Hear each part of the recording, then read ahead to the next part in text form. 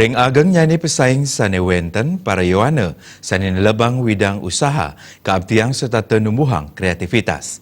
Sekadi punika kebausang akademisi Luh Kadek Budi Martini. Dasar sane patut keanggen pariwana sajeroning lebang widang usaha ring masa digital sekadi mangkin wantah kreativitas. Pariwana kabuatang mangda mendue kreativitas ring widang diferensiasi pemasaran.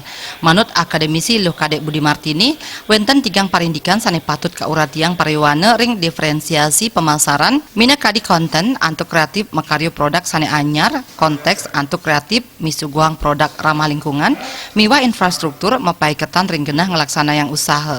Ipun ngawawahin ayah-ayahan sane gelis saha dangan patut kauratiang antuk pariwana sane lebang widang usaha.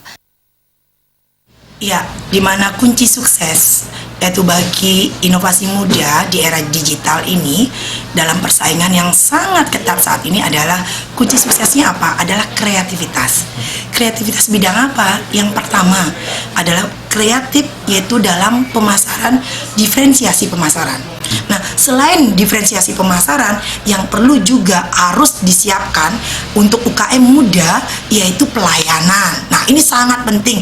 Pelayanan seperti apa? Pelayanan yang cepat, pelayanan yang efisien.